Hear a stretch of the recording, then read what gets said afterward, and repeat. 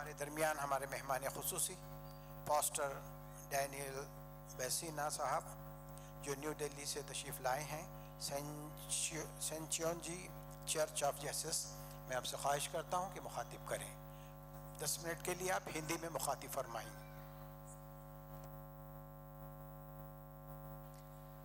सभी को अस्सलाम वालेकुम। अस्सलाम वालेकुम का मतलब क्या है आप सब जानते होंगे ना। पीस बी अपॉन यू, सही कहा ना मैंने? पीस बी अपॉन यू, ना कि आप पर सब पर शांति बने रहे। और मैं देख सकता हूँ कि आपका आश्रम भी इसी मकसद के लिए, इसी उद्देश्य के लिए काम कर रहा है, शांति के लिए, विश्व शांति के लिए। दरअसल मेरा नाम है डैनियल बेसीना और हमारे चर्च का नाम है शिनचेंजी चर्च ऑफ जीसस। हमारा जो मुख्यालय है वो दक्षिण कोरिया में है, लेकिन बहुत सारे देशों में और भारत में भी हमारे चर्चेस हैं। और मैं आज नई दिल्ली से आप लोगों के इनविटेशन के लिए यहाँ पे आया हूँ। तो आपका बहुत बहुत शुक्रिया मुझे यहाँ इस मंच पे बुलाने के लिए। बहुत कई धर्म के लोग यहाँ आज शांति के बारे में एक दूसरे को समझने के लिए एकत्रित हुए हैं। तो ये सच में इस बात का प्रमाण है, सबूत है कि हमारे जो आश्रम के लीडर्स हैं, हमारे मौलवी साहब हैं, बहुत सारे लोग जो इसमें भाग ले रहे हैं, वो सच में शांति के लिए काम कर रहे हैं। तो आप लोग भी अपने अपने क्षेत्र में, अपने अपने जगह पे सीखते होंगे, है ना। आप कुरान की बातें सीखते होंगे। और मैं आज भी आ रहा था, जैसे मैं आज दोपहर को पहुंचा, शाम को पहुंचा, तो अच्छा मेरा जो स्पीच है इसी प्रकार से मैं आप लोगों से बात करूंगा। तो अगर कोई गलती हो जाए, कोई शब्द कुछ उसका वो हो जाए तो मुझे माफ़ कीजिएगा। तो मैं जब आ रहा था तो हमारे जो सर है जिन्होंने मुझे रिसीव किया, वो भी हम लोग उसमें बात कर रहे थे गाड़ी में। तो मैं भी बात सुन रहा था उनकी। तो उन्होंने बोला कि सबसे पहले हमें क्या करने की ज़रूरत है शांति लाने के लिए, वो है कि एक दूसरे को समझना। सबसे पहले अपने धर्म को जानना और उसके बाद दूसरे धर्मों को भी जानना, ये बहुत ज़रूरी है। केवल अपने में ही सीमित नहीं रहना है, लेकिन दूसरों को भी जानने की ज़रूरत है। आज संसार में, क्योंकि हम विश्व शांति की बात कर रहे हैं, संसार में 80% तक जितने भी टकराव होते हैं, उसका जो रीज़न है, जो कारण है, मैं यही नहीं कहूँगा कि धर्म है, क्योंकि धर्म शांति की बात करता है, अमन की बात करता है, आप लोग जानते होंगे। लेकिन धर्म का जो मिसअंडरस्टैंडिंग है, जो गलत फहमी है, उसके वजह से होती है। क्यों है गलत फहमी? क्योंकि नहीं जानते हैं। इसीलिए पहले अपने धर्म को, अपने शास्त्र को अच्छे से जानना ज़रूरी है।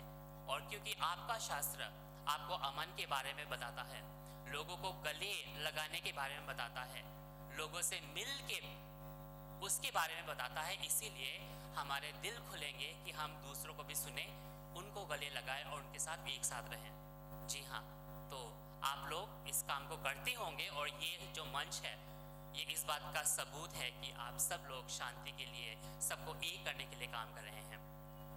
तो क्योंकि आज मुझे थोड़ा सा समय मिला है, मैं आपको बाइबल के परिप्रेक्ष्य से, बाइबल के पर्सपेक्टिव से शांति के बारे में क्या लिखा है, छोटी सी बात बताता हूँ। जैसे कि बाइबल में आप देख सकते हैं यीशु मसीह, जीसस क्राइस्ट, उनके जन्म के विषय में पुराने नियम में यशाया के पुस्तक में लिखा था, यशाया नबी के पुस्तक में लिखा था कि उनको क्या कहा जाएगा? उनको कहा जाएगा अमन का राजकुमार, शांति का राजकुमार, प्रिंस ऑफ पीस। तो यीशु मसीह भी जब आए थे 2000 साल पहले, उन्होंने भी शांति का काम किया। उन्होंने कहा कि मैं अपनी शांति तुम्हारे पास छोड़कर जाता हूँ, है ना। तो किस प्रकार का शांति का काम किया उन्होंने? शांति का मतलब ये नहीं है कि बस युद्ध ना हो, वो शांति नहीं है। सच्ची शांति तब आती है जब एक दूसरे के बीच में अंडरस्टैंडिंग हो, प्रेम हो, न्याय हो।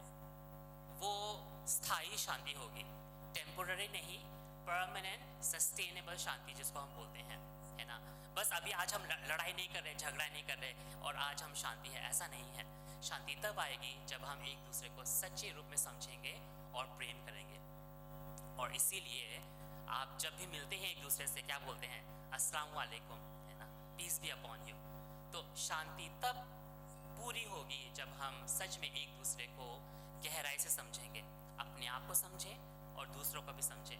बाइबल में भी बाइबल में बहुत सारी चीज़ें लिखी हैं, लेकिन जो सबसे दो महत्वपूर्ण विधि कहो या नियम कहो वो क्या है ना। किसी विद्वान ने यीशु मसीह से पूछा कि मुझे क्या करना होगा, है ना, अनंत जीवन पाने के लिए, स्वर्ग का राज्य पाने के लिए।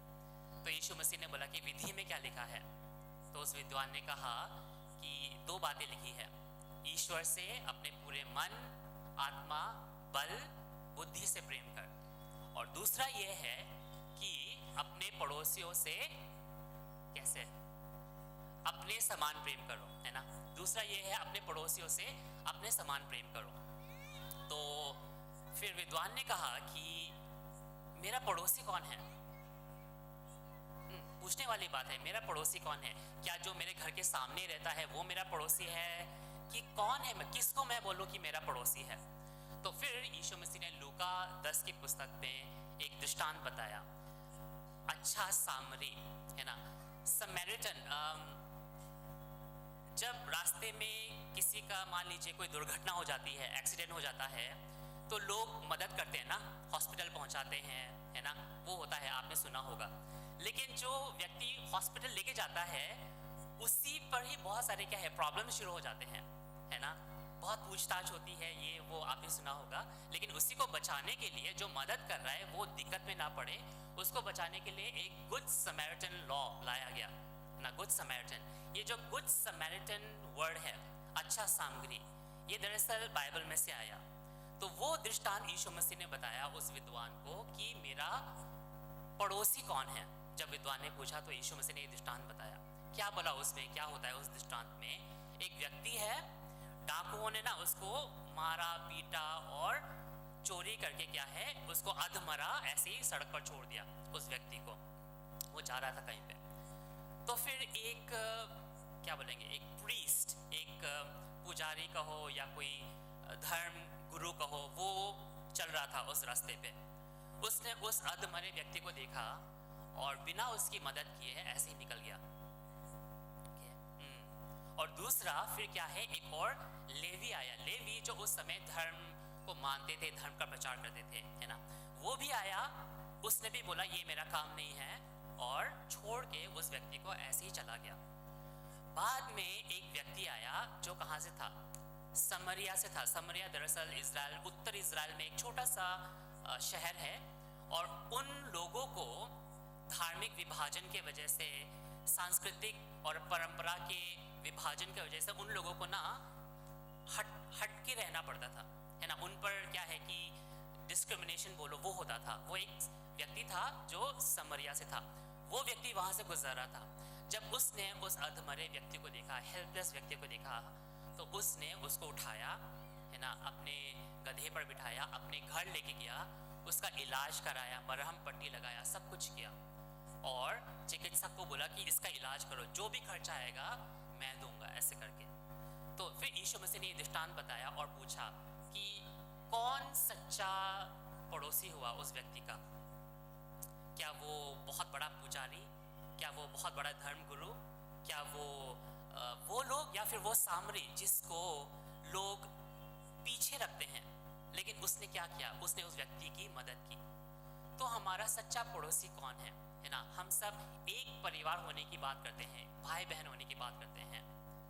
तो एक जब हम होने की बात करते हैं तो हमारा सच्चा पड़ोसी, हमारा सच्चा भाई बहन कौन है ना, जो हमारे साथ शांति का काम करे, एक दूसरे की मदद करे, जाति धर्म को बिना देखे जो एक दूसरे की मदद करने के लिए करते हैं, वो हमारे सच्चे पड़ोसी हैं, वो हमारे सच्चे भाई बहन हैं। जब यीशु मसीह प्रचार कर रहे थे तो कुछ लोगों ने यीशु मसीह से आके कहा, आपके माता पिता, आपके भाई बहन आपका इंतजार कर रहे हैं, ठीक है। तो यीशु मसीह ने, आपको याद होगा यीशु मसीह के 12 चेले होते थे जिनके साथ वो घूमते थे यहाँ वहाँ। तो कुछ लोगों ने यीशु से आके कहा, आपकी माता, आपके भाई आपके वेट कर रहे हैं, इंतजार कर रहे हैं, भीड़ में थे वो। तो यीशु मसीह ने क्या बोला उनको कि कौन है मेरी माँ कौन है मेरा भाई, और अपने चेलों की तरफ हाथ करते हुए यीशु मसीह ने बोला, ये है मेरे माता, ये है मेरे भाई, ये है मेरे परिवार। तो परिवार, बहन, भाई, ये कौन होते हैं? ये वो होते हैं जो एक उद्देश्य के लिए काम करते हैं। जब हमारा उद्देश्य एक हो जाता है तब हम एक परिवार हो जाते हैं, है ना? ऐसा ही तो होता है ना? जब हम एक परिवार हो जाते हैं तो एक परिवार एक उद्देश्य के लिए उस घर को कैसे आगे बढ़ाए उसके लिए काम करते हैं। तो आज चाहे आप हैदराबाद में हो, चाहे उत्तर दक्षिण कहीं पे भी हो, अगर हम एक उद्देश्य के लिए, शांति के लिए काम कर रहे हैं, धर्मों की एकजुटता के लिए काम कर रहे हैं, धर्मों को समझने के लिए काम कर रहे हैं, तो आप और हम एक परिवार हैं। मैं मानता हूं कि जैसे हम सुनते हैं वसुदेव कुटुंबकम, ये पूरा संसार जो है हमारा घर है, हम एक परिवार हैं, उसी उद्देश्य को पूरा करना आज हमारा काम है। कैसे होगा? सिर्फ अपने में नहीं, अपने दिल को खोलकर दूसरों को सुनने समझने का जो ताकत है ना, वो हम में हो। कैसे मिलेगा वो ताकत, कैसे मिलेगी वो समझ? हम जब अपने शास्त्र को गहराई से पढ़ते हैं, वो हमें समझ देता है कि हमें दूसरों के प्रति क्या है, सद्भावना, प्रेम रखने की जरूरत है, उन्हें समझने की जरूरत है। दूसरों को माफ करने की ताकत उस शास्त्र से हमें मिलती है। कोई कुछ बोल भी दे हमें, तो माफ करने की जो ताकत है, बुद्धि है, वो हमें शास्त्र से मिलती है। जी हाँ, तो इसीलिए हम, क्योंकि शास्त्र से हमें वो बुद्धि मिलती है। आपके बहुत सारे हमारे धर्मगुरु हैं आज जो इस आश्रम को चलाते हैं, इस प्रकार का प्रोग्राम रखते हैं, उनसे आप सीखें, वो आपको सिखा रहे हैं। इस समय ये प्रोग्राम इस बात का सबूत है कि वो सच में धर्मों के बीच, लोगों के बीच शांति का काम कर रहे हैं। तो उनसे आप सीखें, पूछें और ज्ञान हासिल करें, ताकि आप लोग भी अपने अपने क्षेत्र में और लोगों को ये शांति का जो सीख है, शांति का जो प्रमाण है, वो दे सके और सच में उस विश्व शांति की ओर हम आगे जा सकें। जी हाँ, तो इसी के साथ मैं अपने जो छोटा सा स्पीच है समाप्त करूँगा। कुछ गलती हो गई हो तो ज़रूर माफ़ कर दीजिएगा, लेकिन आप सबके प्रेम और यहाँ सुनने के लिए, यहाँ मुझे इनवाइट करने के लिए बहुत बहुत धन्यवाद। हमारा जो चर्च है शिनचन जी ईशु की कलीसिया, हम भी धर्मों को एकजुट करने के लिए ही काम करते हैं। बहुत सारे हमारे आज इस आश्रम के मौलवी साहब हैं, बहुत धर्म गुरुओं के लोग हैं, उनके साथ भी हम धर्म को एक करने के लिए, धर्मों को साथ पास लाने के लिए काम कर रहे हैं, जिसके माध्यम से आज मैं आप लोगों के बीच में आ पाया। जी हाँ, है ना? तो अगर हम बात नहीं कर रहे होते, वाद विवाद नहीं कर रहे होते, तो शायद मैं यहाँ शायद कभी नहीं आ पाता, और ना ही मैं आपसे मिल पाता, ना ही आप मुझसे मिल पाते। इसीलिए एक दूसरे को समझना, बात करना बहुत ज़रूरी है। आखिरकार में बाइबल में ये लिखा है, यशायाह 1:18 में, आओ हम वाद विवाद करें, हम बातचीत करें, क्योंकि बातचीत करने से ही हमारी जो गलतफहमियां हैं वो दूर होती हैं और एक दूसरे को हम समझ सकते हैं। जी हाँ, तो ये खुला दिल है ना, ये होना बहुत ज़रूरी है। एक जब हम गले लगाते हैं तो कैसे गले लगाते हैं? ऐसे ना, हाँ, अपने दिलों को खोलते हैं हम, है ना? तो दिलों को खोलना बहुत ज़रूरी है, और एक दूसरे के प्रति हम इस प्रकार का जो शांति का काम है उसको आगे बढ़ाते रहेंगे, आगे भी और हम इस प्रकार के काम करते रहेंगे। आप सबका बहुत बहुत शुक्रिया यहाँ पे मुझे बुलाने के लिए, बहुत बहुत शुक्रिया।